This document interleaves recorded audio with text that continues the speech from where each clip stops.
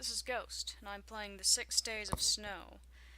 I'm no longer sick. Well, I sort of am. I mean, my throat kinda hurts, but I'm not sick anymore, so this is no longer gonna be a sick Let's Play.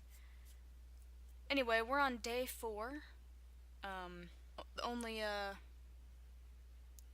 3 more days until the end of the game, I assume, considering this game is called 6 Days of Snow.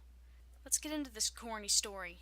I want to see what happens next. I can't even remember half of it because it's been so long since I've read any of this. It's been many months. I believe the last time I recorded this was in November. And it is now January 10th. Holy frick. But I'll try to remember everything as I go on. Anyway, let's get into it. The next day progressed much like the previous day had, and the day before that, and the day before that, and the day before that, and the day before... I awoke early. Far too early. Yeah, you know what? This scenery... We've seen this, every time this guy has stayed here. Every time he wakes up, we see this scenery, but I guess that makes sense, considering this guy is staying at an inn. At an inn.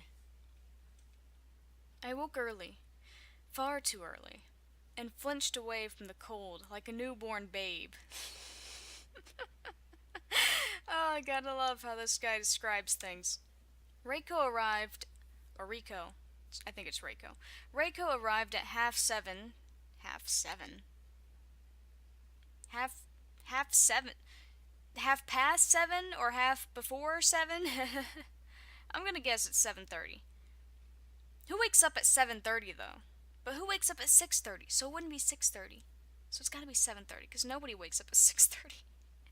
Except maybe my aunt. Who am I kidding? She wakes up at 4:30. She's crazy. Prompt as usual. I think I read that. She didn't linger, but she seemed a touch more cheerful than before. She even smiled at me. It's because she likes you. After eating breakfast, a simple, hearty meal with crunchy bean sprouts and brown rice. Never had bean sprouts before, but I never thought they would be crunchy. I don't think of plants as crunchy. I contemplated. Also, my god, this guy has so much rice. Also, what kind of breakfast is this? Bean sprouts and rice? How are you not starving? Who can live off of bean sprouts and rice? I'm sorry. Anyway, I thought about Sachiko. I thought about Kenta. I thought about Kenji. Kenji and Kenta are great names, by the way. This guy knows how to name sons. Or maybe his wife did it. Well, whoever thought of the names, Kenta and Kenji, they were a genius. I thought about the snow and isolation in my writing, and fireworks, and all the kind letters I had received from fans, and how harshly the critics had condemned me. No, don't listen to critics. What do critics matter? Critics aren't your fans. Your fans are your fans. Whatever your fans say matter. Critics will always exist, man, and most of the critics will probably look at you and go, I don't like that guy. He looks weird. I'm gonna give him a bad score just because he looks weird, and I'm gonna make up some stuff. That's literally how critics work, and people will take their word as fact because that's their job, to critique things. But the truth is, no human is perfect. We all add our opinions to things. Even if we try not to add our opinions to things, we still do. Even if we just want to be factually correct and perfect when we're grading something, we're not. We're not always. Not unless it's something as simple as grading a test. Because in a test, you can't get... You can only get a right or wrong answer. But when it comes to more abstract things like books or art or music or video games, you're going to add in your own 2 cents to whatever it is that you're critiquing. What may not be for you may be for someone else. So don't ever listen to critics. Because critics, some of them, don't want what you're giving. Your fans are your fans. They want what you're giving. So they are your most valuable critics. Only listen to your fans. And, most of them will probably be like, oh, I love your work, this is great, this is amazing, and that's nice and all. But there will be, every once in a while now, a fan who will go, hey, I love your work, but this right here, you're slacking. That's what a true fan does. They can tell better than any critic if you are doing poor work. Anyway, that was a little bit of a tangent. Let's go. Let's keep going. I thought of my past self, who had been shameless enough to write love-struck poems about the pretty, fresh-faced young girls he had kissed without considering what lay ahead. Oh, who cares? Love is pretty. People like to read that mushy garbage. Do you know how many people watch disgusting romantic movies where they're kissing like every 3 minutes, and it's like, oh, this woman is a businesswoman who spends too much time at her job and work, and now she meets a handsome man suddenly, and they want to get together and have babies now.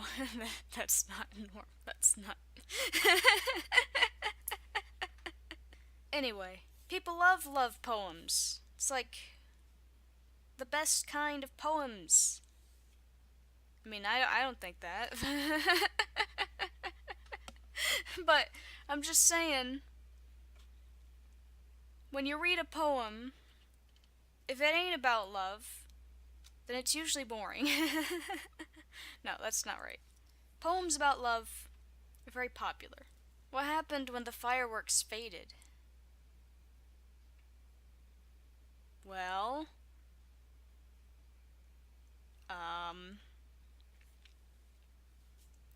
you waited until the next year for 4th of July or New Year's, because both those times we have fireworks. But not everyone has 4th of July, and you're in Japan, so you don't have 4th of July. Miso soup, endless cups of tea, and lots of rice. A ton of rice. And inane conversations about the weather. But that's what makes marital life so great. Because that's all you have. That's all you need to be happy. Or at least that's all you should need to be happy. You don't need these long, drawn-out conversations about things that don't really matter. You can just be happy getting by with talking about how great the sun looks. Or, wait, that's not good. You shouldn't be looking at the sun. How great the sun is for your plants or whatever. And the miso soup and tea is always delicious. Dude, you're living in heaven. I don't know what's wrong with you. I would kill for your life. Well, maybe not. I don't really like soup. Or tea. Or the weather. Sachiko's skin had been so smooth, like the skein of a drum. Now it was withered and ropey. My god, now that's just rude. No, that's just rude. Come on, man. If her skin is withered and ropey, then your skin must look withered and ropey as well. That's just mean. If you're going to fall in love with someone and get married to them, you've got to make a promise to yourself that you will love them even when they're withered and ropey. That's part of marrying them. 'Cause when you're withered and ropey, nobody's gonna love you. Except for your wife or husband who you've married 20 or so years ago. You know how hard it is for elders to find love? Super hard, because they don't even like the looks of themselves, and that's just sad. Shallow as it may sound, it's very shallow. You sound very shallow. It was Sachiko's looks that attracted me to her at first. That's just sad. But understandable. I mean, at first, if you are attracted to somebody, you might want to get to know them more. You know, you aren't just gonna go up to some random person and say, "Hey, do you want to go on a date?" No, that has to be a reason why you want to ask them on a date. Either you've known them for a long time and you start to realize that their personality is really great, or you just see them walking by and you're like, "Oh god, that person's hot." I gotta go talk to them. then you can figure out whether they're a total B word or if they're actually a decent human being that you can have a stable relationship with. So it's not shallow that is what attracted you to her at first, but it is shallow that you're calling her a withered, ropey looking person when you've been married for so long and you've had 2 children together. And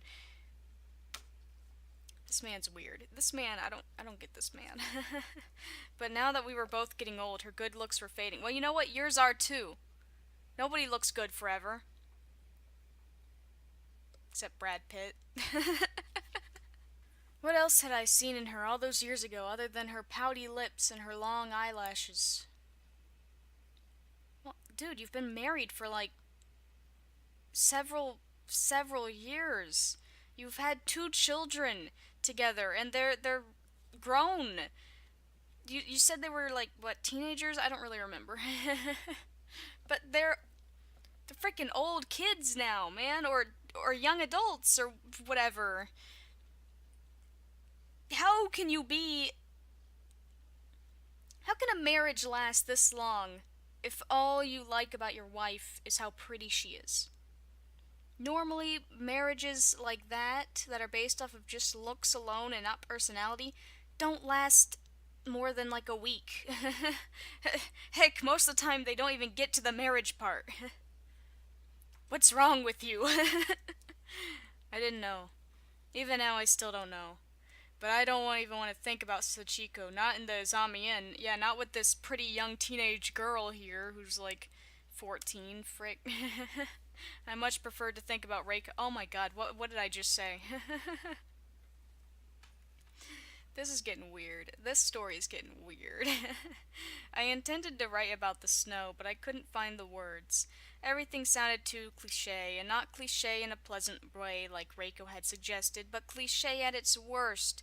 Dull and bland and uninteresting. What did you write? The snow is white. The snow is cold. The snow is crunchy. It's snowing on Mount Fuji. That wasn't even a haiku. So I scrapped it. Left with a desire to stretch my legs, I arose from my room and set off into the recesses of the Izami Inn. I don't know what that was. I walked down the corridor. The tall tatami... No, there was no tall in that. The tatami floor, creaking beneath my weight. Just as I expected it would. This did not stem from a lack of care, as it was clear Miss Kakuichi put a great deal of effort into the upkeep of this establishment, even with a skeleton staff. Meals were always on time, and they were delicious, too. My room had been spotlessly tidy when Reiko, first ushered me inside, and so were the hallways. The tatami mats must have been dusted and wiped down with white vinegar on a bi-weekly basis. But that couldn't reverse the ravages of time. The inn was... Oh, are you saying the tatami mats are as creaky and withered and ropey as your wife?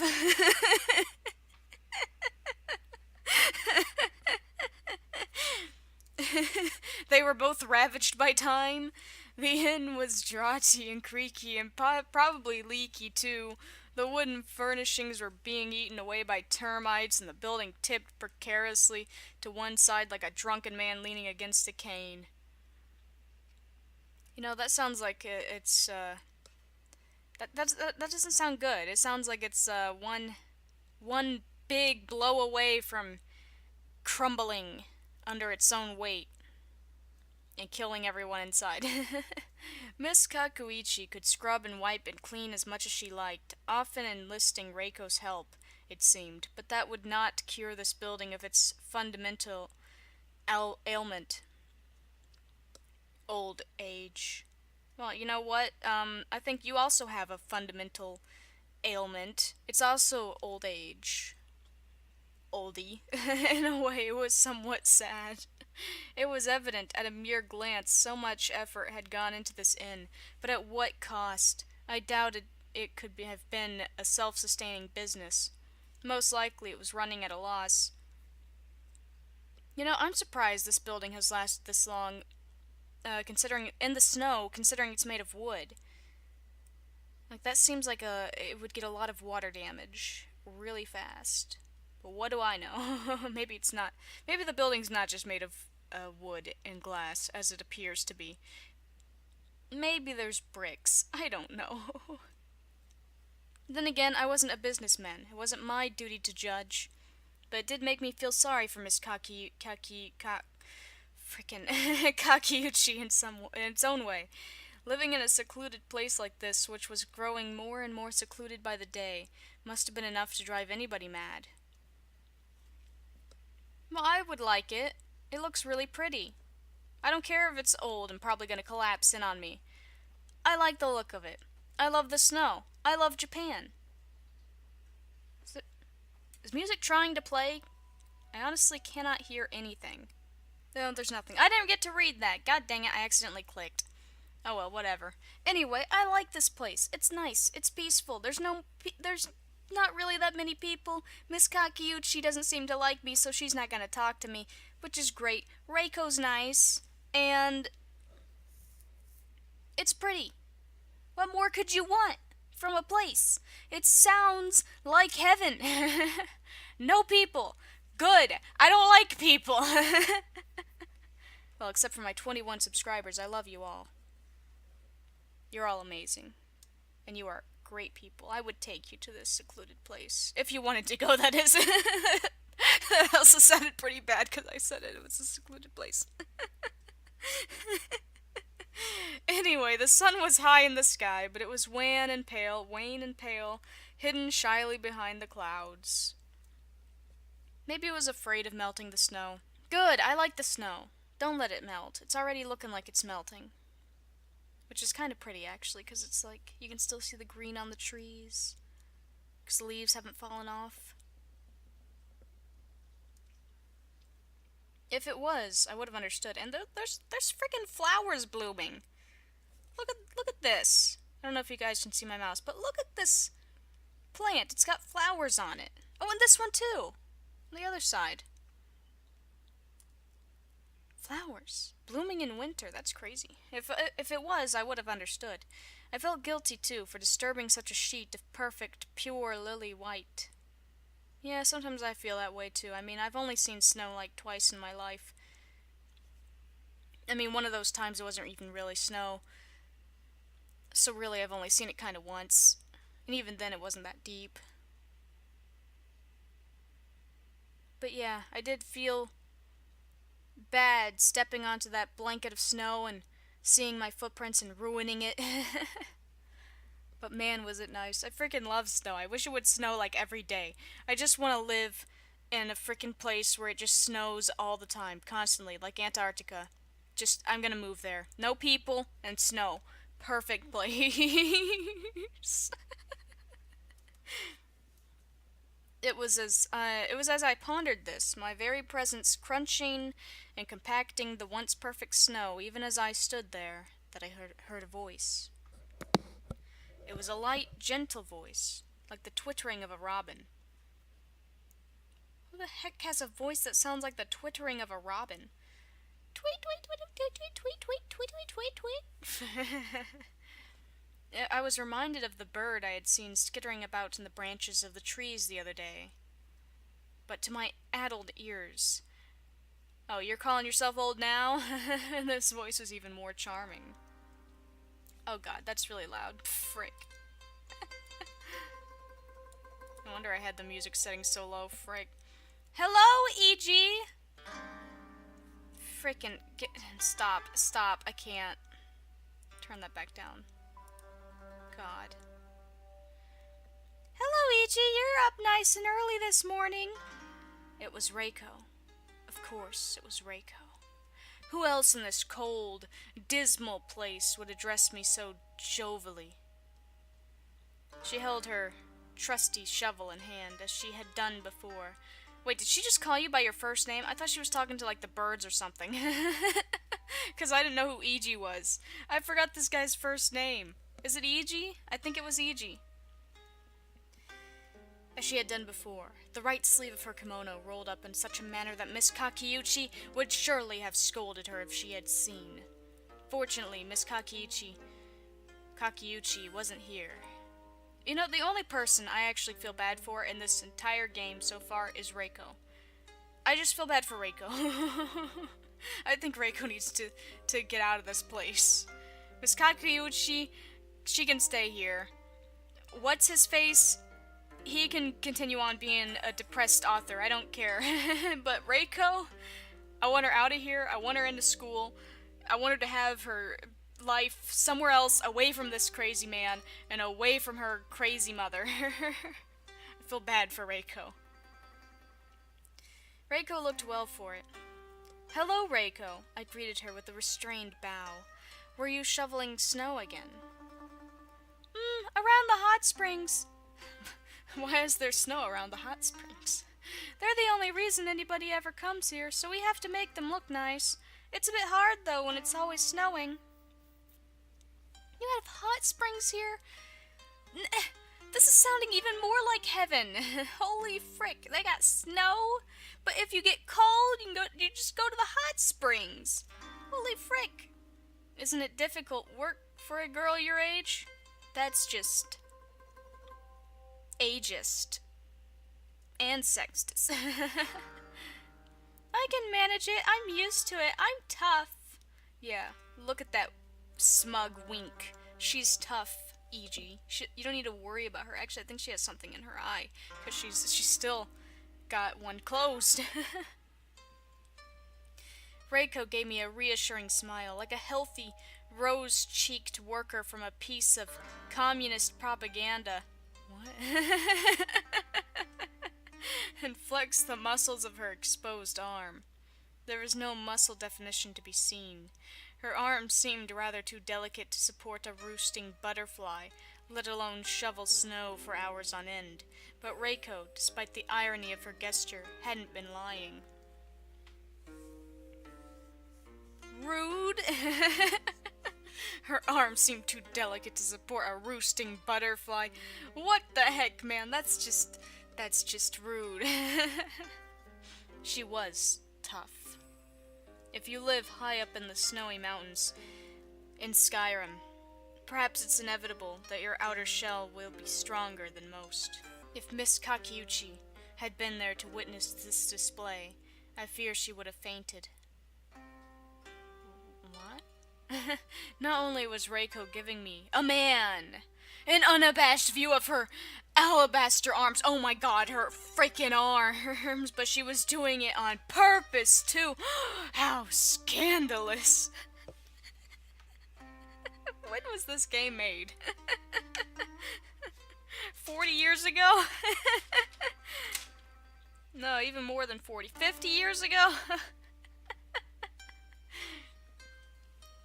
My god, if you can't handle arms, dude, I think maybe you are too old for this girl.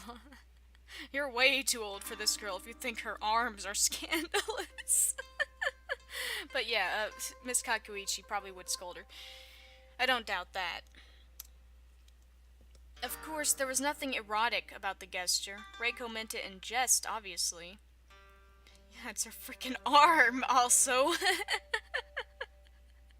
Arms aren't really considered erotic. I mean, legs are slightly erotic, because, you know, they're...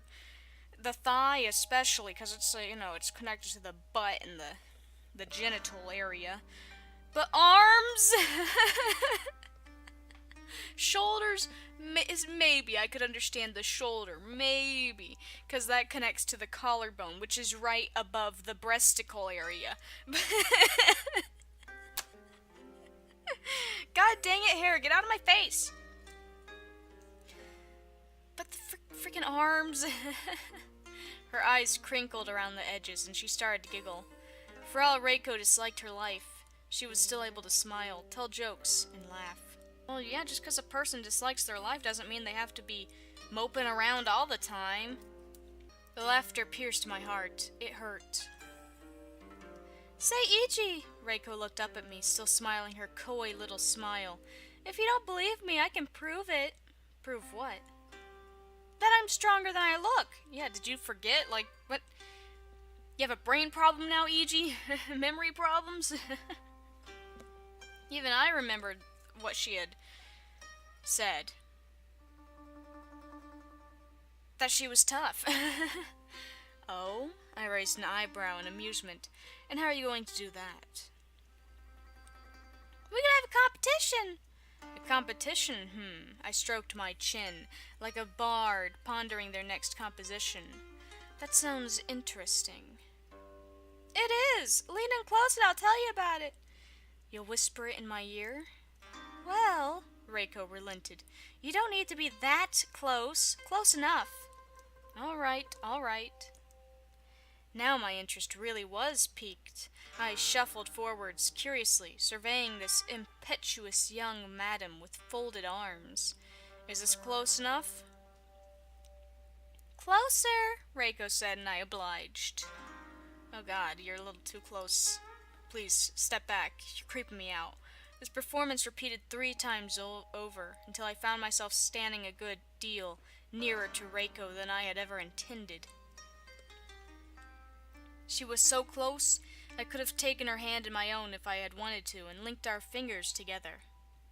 I could have pressed Reiko's tiny pale hand between mine, like dried flowers in the pages of a scrapped book. Yeah, okay, whatever. Reiko's body was so small, and my body was so big. I wondered what it would feel like to touch her. I wondered if her hands would be like ice. Oh, we're getting into weird territory. Have I mentioned that romance, like, really freaks me out? That's why I was playing this game during, like, October as well. I was playing it in October and November for Spooky Month or whatever, while I was playing horror games, and that's because romance freaks me out. Reading this is giving me chills. Not good chills. Bad chills, like the kind you get when you see a monster. I don't like it. If her hands were like ice, and her skin laced with snow, then her eyes were big, intense, and burning. Like a fire, just like fireworks. Of course, 'cause baby, you're a firework. Come on, let your colors burst. Make him go, as you shoot across the sky.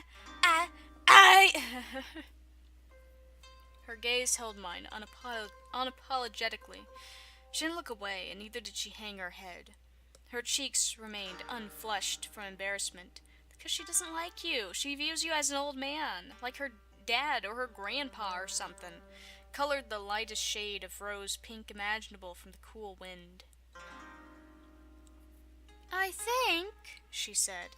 I leant forwards a touch more, captivated by every single syllable that fell from her lips. Yes? What do you think? There was a pause, broken by the soft sound of the morning breeze as it stirred her hair. My sleeves. My heart. Bum bum. And then... We should have a snowball fight! See, she is too young for you. Way too young for you. Get away. Go back to your village or whatever with your sachiko and your miso soup and your kenta and your kinji. Frick. Heck yeah, I've always wanted a snowball fight. Never got to. The closest I got to a snowball fight was, an ice ball fight, I guess. We just kind of threw ice at each other. And by we, I mean me and my mom. And so we did. Reiko put her shovel away, then led me into the forests. She was so enthusiastic about her idea. She seemed half ready to take me by the hand. I wish she had taken it. I was too much of a coward to seize the opportunity for myself. Like all opportunities, however, it was brief and fleeting and passed without event. Reiko didn't take my hand, and I didn't take hers. Yeah, okay. Sounds like a pretty normal situation to me, man. I don't think there was an opportunity there. I don't even think Reiko's interested in you like that. Not yet, anyway. Instead, she ran ahead in front of me, as much as her kimono would allow her to run, and turned, the wind spilling dark hair across her white face, begging me to hurry. I tried to hurry, but I was older than Reiko, and didn't want to cause myself undue injury. My god, how much older are you? Are you like freaking 80? Like, you can't run anymore? I don't want to break my hip, so I'm just gonna shuffle my way over there. Like, I'd get it if you were on ice, maybe, but you're on snow.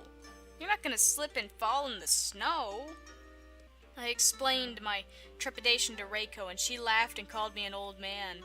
'Cause you are! Ha! You're an old man! I didn't often consider myself old, and this adjective surprised me, but it was fair. Compared to her, I suppose I was.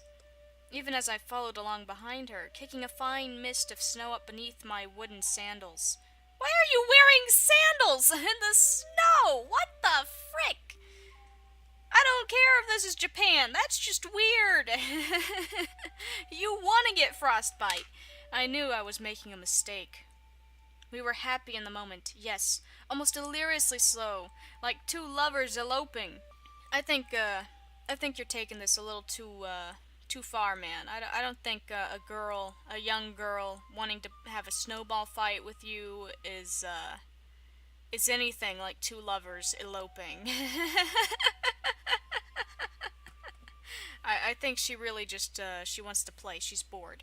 And you are the closest thing to a friend she has here, and she probably hasn't had many friends, especially friends her age. So she probably just really wants to have fun for a while. I don't think she thinks of you as anything more than a friend right now. At least I haven't gotten that impression from her yet. I know you like her in that way, but I don't think she does. Pretty sure she's just bored. But that's just me thinking about it. Reiko was laughing as I had never seen her laugh. Well, yeah, you've only known her 3 days. It's not like you've known her all her life. How do you know how often she laughs? Speaking with ease as I had never heard her speak, smiling brighter than a burning oil lamp. Okay then, but it was a delicate, tremulous happiness that couldn't last. It was a happiness that could exist only within the moment, built on desperation and fear and future hurt. Isn't that all happiness? Happiness only does exist in the moment. It doesn't last for very long. You're happy for only a moment and then you're back to fine, or sad, depending on your current situation, but normally you go back to being fine. Happiness is just an emotion that we experience in very brief periods of our life. It's like any other emotion, you know?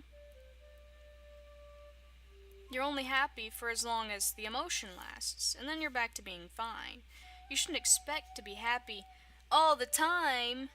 That's just not something that happens. Because you're always going to... The moment's always going to end, and then you're always going to think, like, oh, I guess it's back to my life now. I have to go to work in the morning, or I have to do laundry, or I have to work at the inn for my mother. For my demanding, almost abusive mother. Happiness is always fleeting. It always only exists within the moment. What is this guy talking about? Even as we played, Reiko compacting the snow in her dainty hands and hurling the projectiles at me with alarming speed, my heart remained troubled. Also, this is a display of how tough she is. I just realized. She's not just bored, she also wants to show you she can beat the crud out of you. When her mother found out, Reiko would be in a lot of trouble. When her mother found out?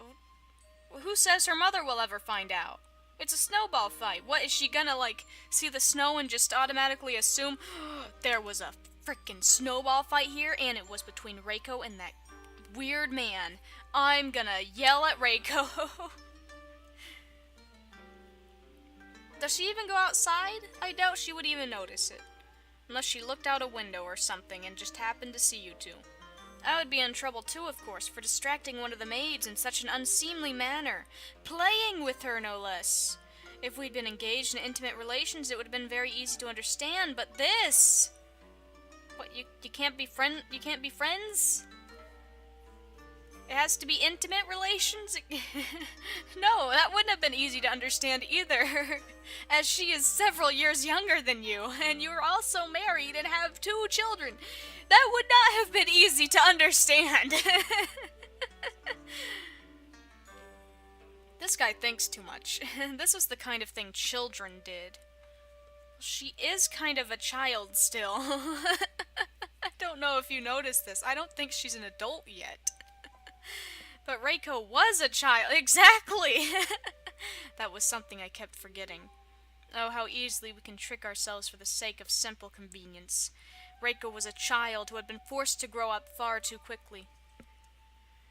She could be quiet and reserved, but the insides of her arms and her skinny wrists carefully hidden away behind layers of cloth, but that wasn't who she truly was. Beneath the perfect image Miss Kakiuchi had attempted to cultivate, Reiko was a buoyant, bright, energetic young thing who loved life and derived joy from simple pleasures. Here she would wither and die. Well, okay then, man. A little dramatic, don't you think? She was withering already. Soon she would be a withered and ropey old thing like my wife. Devoid of any emotions. Just a robot serving miso soup for all eternity. I'm dying. This is great. The roses in Reiko's cheeks in full bloom as she giggled and ducked and shrieked in the snow would recede when she returned to the gloomy inn that she called a home. Well, yeah, you can't be happy 100% of your life, you know. It goes back to that. One minute you're laughing, the next minute you're not laughing anymore. And the next minute after that, you're just crying and sobbing into a corner. Reiko had been born to laugh and live. She could have done so many things. Oh, I know how that is. I could have done so many things. But she had the misfortune of being born here. Why don't we kidnap her? You could take her in as your third daughter. I mean, third child. And your first daughter. What could I do for her? How could I help this funny, cheerful, lively girl whose very soul, her essence, was being drained away day by day? I didn't know. But that spurred me on with yet more energy. I was too old to play in the snow, and my joints were aching. My fingers were trembling. I was sweating from the exertion despite the cold. And Reiko wasn't going easy on me. She had hit me 4, 5, 6 times. So many times I had lost count. I can't count past 6. Frick, but I didn't stop. I was always terrible in math. I couldn't. Not when she looked like she was having so much fun. I doubted she got to have fun very much. Yeah, that's what I was just saying. Fun is important. It's a key aspect of our lives we so often overlook, particularly when we get older. Why should we have fun when we have other more pressing matters to attend to? Family affairs, daily chores, endless work. Exactly. But Reiko was too young to worry about such things. She shouldn't have worried. I wanted to wipe all her worries away. Reiko's head was tipped back. She was laughing. This is the same picture, but just zoomed out. At that moment, I wished I was a painter or a photographer, not a writer. Writers can't capture moments as they happen. They can file images away inside their heads and attempt to recreate them on paper, but no matter how perfectly we try, it just isn't enough. Exactly, which is why I've been writing a comic for a while. Of course, I'm not that good at drawing, so who knows if that comic will ever see the light of day, but it combines writing and drawing into one, so that's why I've been trying it. Writers are a nostalgic sort by necessity, I think, always hearkening back to the past as we try to relive it. Yeah, I guess. Maybe. Affirm it, adore it, but we can never possess it, not really. When we write, the only things we record are memories, hazy, wavering, uncertain. Writers can never state anything with complete certainty. There's always some margin of error. There are some imperfections that can't be smoothed away, no matter how we try. Perhaps it's true what they say. Another cliche. But it conveys its meaning well. I've got hair in my frickin' mouth. A picture can paint 1,000 words. But a picture of Reiko as she was then, tendrils of hair stuck to her cheeks, her face flushed from happiness, was priceless. I would have cherished such an image until the day I died. I would have gotten bored at staring at it for the past 5 minutes.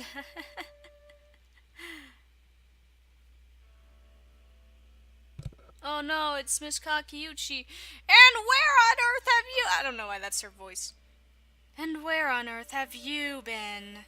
Miss Kakiuchi's voice was sharp enough to cut steel. Her eyes were just as searing and almost tempestuous in their wrath. My hostess's hands were held firmly on her hips, creasing the material of her kimono. It was clear she was trying to remain calm and cool, as was befitting of the proprietress of such an establishment, but it was proving difficult. Her chest rose and fell with ill-suppressed passion. It was a passion I hadn't known a woman like Miss Kakiuchi was capable of feeling. But Miss Kakiuchi was made of flesh and blood just like me, just like her daughter. Reiko must have inherited her heady emotions from somewhere. Could her mother have been that source?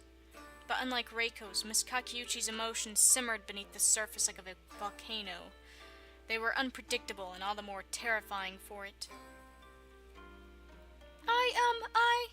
Reiko certainly seemed terrified enough because the poor girl hung her head, looking down at her feet. Her legs and ankles were flushed pale pink from the cold, and so were her fingers, slightly swollen from exertion.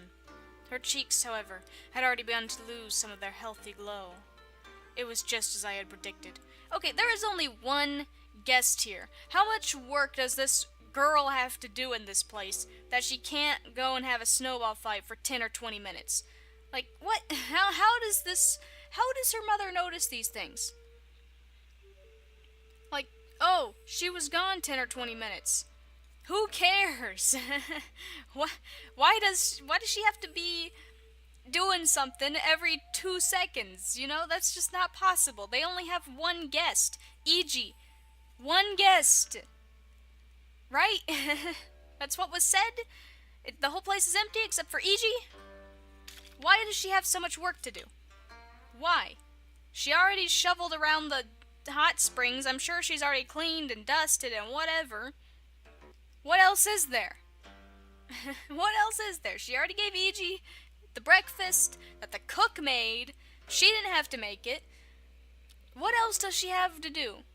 And what are you doing, lady? Are you just gonna stand at the front desk waiting for someone to stop by? What are your chores? What kind of stupid inn is this? Miss Kakiuchi didn't give Reiko further chance to explain. Instead, she swept forwards, her sleeves fluttering, and took hold of her daughter's wrist so tightly it must have hurt. Reiko whimpered. "You should have been by the hot springs clearing away the snow," said Miss Kakiuchi.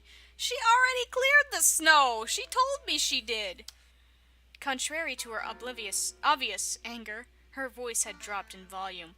"Can you imagine how I felt when I went out to check on you, only to discover you weren't there? Did you not stop to think about me?" No, I hate it when mothers say stuff like that. Like, do you stop to think about your kid? "Oh no, she wasn't at the hot springs. Instinct says she must be freaking dead." And not, maybe she already finished. Maybe she took a break. Maybe she had to go pee.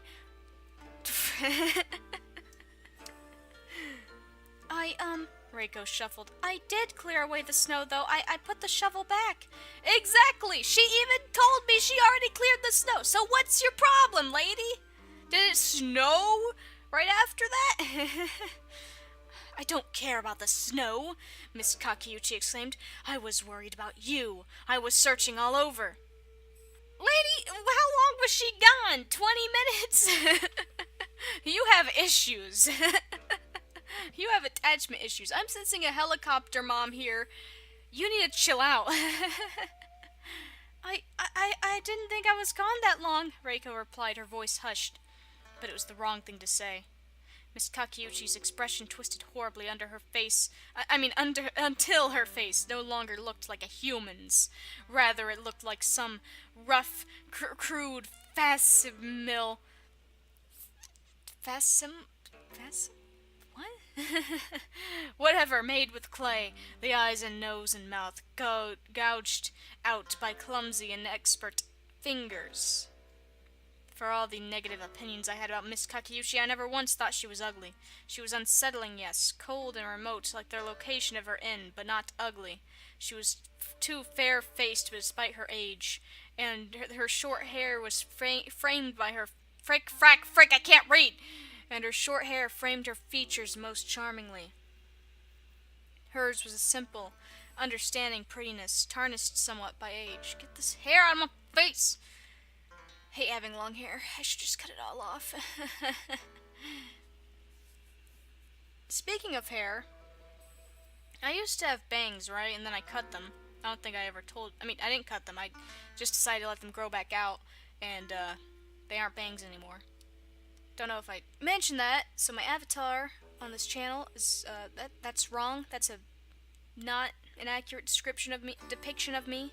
It never was. I don't have gray skin or freaking purple eyes or anything like that, but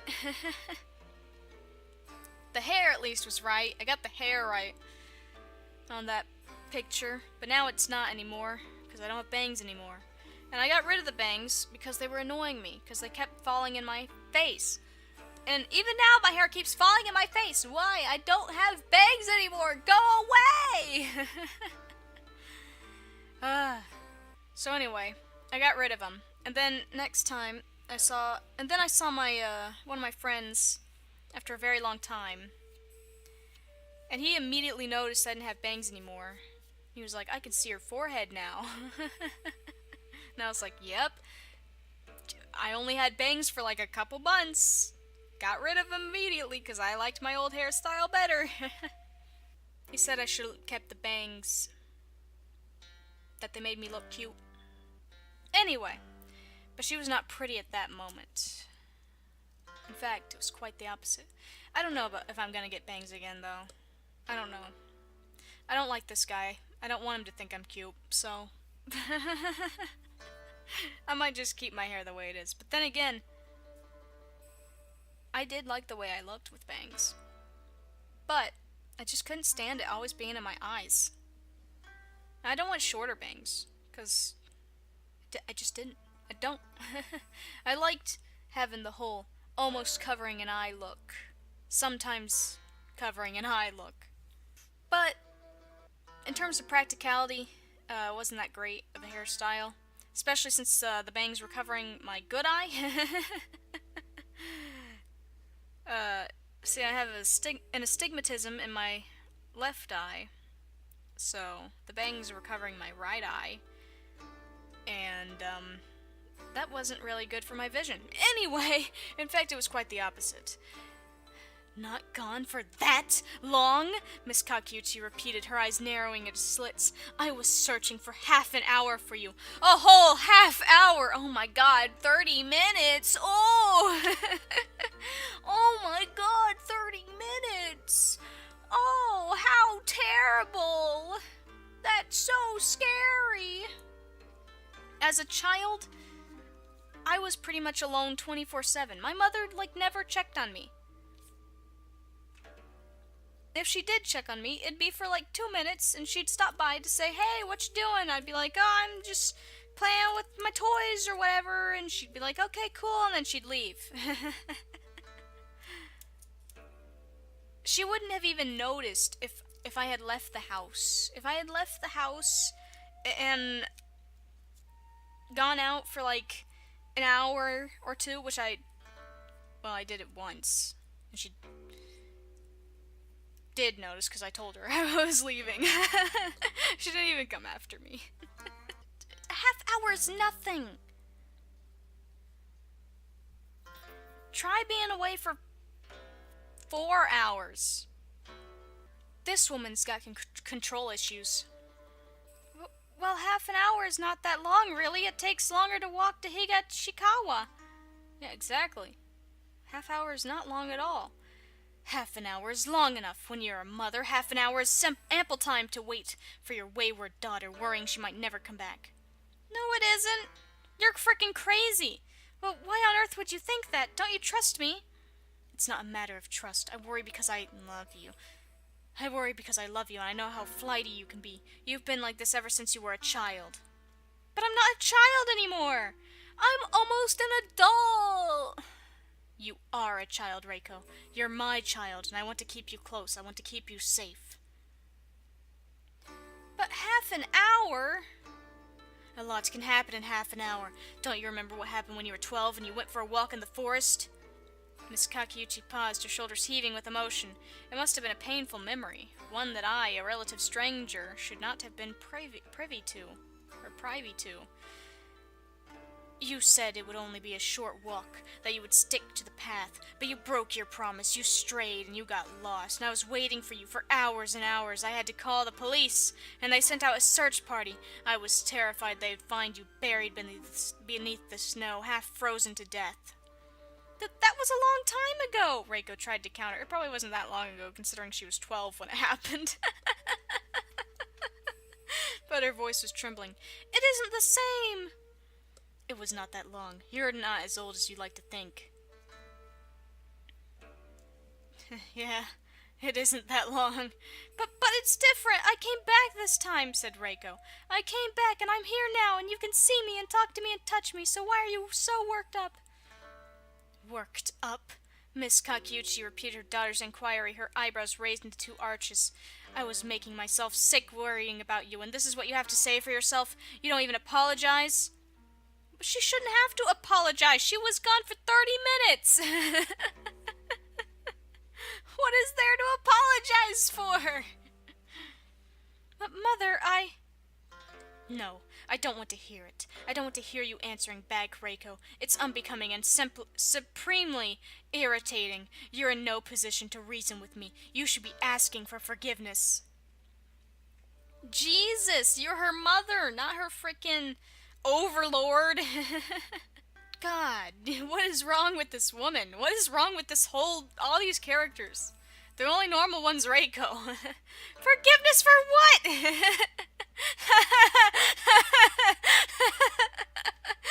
For being a bad daughter.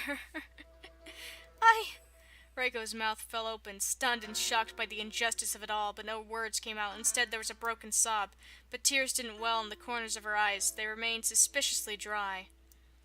Perhaps it was because she had known.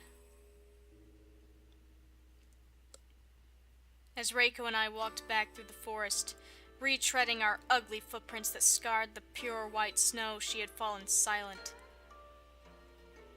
Where the frick were we? I thought we were back at the inn. Why are we walking through the snow? I'm so confused. She had shuffled a little closer to my side with each and every step, and again I had wondered whether she might take my hand, but she hadn't. Instead, she had seemed content to exist beside me, our shoulders almost brushing as she sighed. I had a lot of fun, E.G., she had said. That's good, I had a lot of fun too, I had replied. But she said it in the past tense, with a maudlin look on her face. She had a lot of fun. Well, you also said I had a lot of fun. You didn't say I am having fun. When she returned to the Azami Inn, however, that fun would be far behind her. Fun was something Reiko's childhood had been devoid of. Her life had stretched out in a long, lonely gulf without any friends. I had been silent up until now, anxious my interference would make matters worse, but I couldn't remain silent any longer. Oh, that was a flashback. Okay, that was very confusing. Reiko isn't a bad daughter, I said. It was a simple statement, but it was enough. Miss Kakeuchi didn't let go of Reiko's wrist, but her grip slackened. She turned her head, looking at me with an undisguised hatred, as no proprietress should look at her guest. It was the kind of look that would have earned this establishment a very scathing review indeed, had I not known this gesture would be entirely useless and wouldn't help Reiko in the slightest. In fact, it would probably have made things worse. Oh, Miss Kakiuchi said, her eyes flashing. "Oh, and what right do you have to say that, Mr. Tanabe? You only have been here for 3 days. Do you profess to know my daughter better than I do?" "No, that isn't it," I said, struggling to keep my voice smooth. It isn't Reiko's fault that she was absent. It was mine." "Well, you're making it worse. Well, you've made it worse. Well, it's gone." Jesus, I just threw that pencil up in the air and I thought it was going to come crashing down into my skull and just pierce through it. Oh god, I should never throw a pencil into the air ever again. That was scary. I wanted to go for a walk and I asked Reiko to accompany me. I didn't feel comfortable venturing into the forest by myself. Miss Kakiuchi looked me up and down, her eyes narrowed. "Is that so?" "Yes," I said, and I bowed my head deeply. "I apologize for any offense I might have caused." "But you didn't seem to have any problems going into the forest alone 2 days ago." Yes, I remembered. I had asked Miss Kakiuchi if there was anywhere I could go for a walk, and she had responded in turn. Just keep to the signs. If you don't stray from the signs, you'll do fine." I had set off on my own, lost in my dawdling and not entirely important thoughts. Reiko hadn't been with me back then, and neither had I asked for a companion. It was little wonder Miss Kakiuchi didn't trust me. Why should she? To her, I was nothing more than an unwanted interloper, forcing myself between her and her daughter. It was crude, really, uncouth. As a stranger, I had no real right to insert myself into this conversation. It would have been much more gentlemanly to skirt about the two warring factions and retreat to my room. But I couldn't do that. I might have been a stranger, but I had become too involved with Reiko to let her suffer alone. I just wanted to see if there were any interesting sights. I thought Reiko might know, given she had lived here all her life. I thought it would be better to have a guide than to search by myself. "Sights? What sights?" asked Miss Kakiuchi. "There are none." "Yes, well, Reiko told me that, but I was insistent. I'm afraid I caused some problems for her. She was in the middle of shoveling the snow, of course, but—" "You mean to tell me you took advantage of her?" Miss Kakiuchi pressed. Her grip on Reiko's wrist grew weaker and weaker. "You forced her to accompany you against her will?" I didn't see it like that at the time, I confess. I mean, I am paying you, so—" "You are paying for food and board," said Miss Kakiuchi sharply. "Not my daughter. Reiko isn't for sale. Her time is rather more expensive than anything you could hope to give me." "Yes, I realize that now. She's lucky to be cared for so deeply. I see now that I can't compete." "Of course you can't," said Miss Kakiuchi, sniffing. "How could anybody compete with a mother's love?" "Well, quite." Miss Kakiuchi sighed. I had to yawn, as though she had a headache, and let go of Reiko's wrist. The young girl whimpered, rubbing at it with her right hand. Reiko's head was hanging, so I couldn't clearly see her face, but perhaps that was a good thing. I knew she wouldn't be smiling, not like she had earlier. I fear this confrontation had knocked all the joy out of Reiko, like dust being beaten from a tatami mat.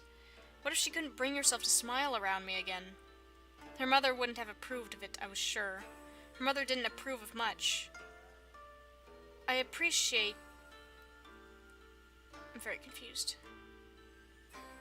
Okay, this is what the woman is saying. Alright. "I appreciate that you were trying to do your duty as a good host, Reiko.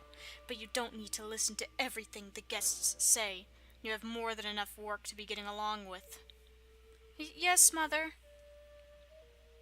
"And as for you, Mr. Tanabe," said Miss Kakiuchi, straightening up, "I think you should keep your distance from my Reiko." The possessive Miss Kakiuchi used bothered me. She spoke as though she was daring me to lay another finger upon her most prized possession. I wanted to tell her that Reiko was not a possession. She was her own person, and not nearly as helpless or immature as Miss Kakiuchi seemed to give her credit for. But I didn't think that would have done any good. Yeah, she's kind of crazy. Perhaps Miss Kakiuchi could not recognize Reiko, desired independence, because she had nursed her as a baby. In her eyes, Reiko would always be a little girl. Not just any little girl. Her little girl. And mothers always know best. I apologize," I said again, bowing my head because there was nothing else I could do. "I didn't want to come between you. I can see now it was wrong of me. Quite wrong." "Indeed it was," said Miss Kakiuchi archly. "I know Reiko's pretty, but she's far too young. She doesn't have any experience. If she's charmed you, I'm sure it was inadvertent." A sniff. "If you're after the attentions of a pretty young girl. You can flirt with the other maids, talk to Yoshiko or Miyako. I didn't even know there were other maids. Why do you have so many maids? There's only one guy here. But leave my Reiko alone. And there it was again, the possessive. My, I could see it clearly, though. Miss Kakiuchi was no longer clinging to her daughter's wrist. There was a bond between them far stronger than that tenuous thread from folk legend, the red string of fate. This was no string. It was forged from iron. I was just about to say it's a freaking steel beam. Oh, yay! We're done! Oh, next up's the 5th day. Ooh. Alright, well, I'm gonna leave. Oh, God, what's happening? Oh, it's not Reiko. It's some other. It's a different maid! Oh! Oh, no! Alright, well, we'll figure out who this lady is in the next episode. We're so close to being done! We only got 2 more days, 5 and 6. Unless there's an epilogue or something. See you guys next episode. Bye.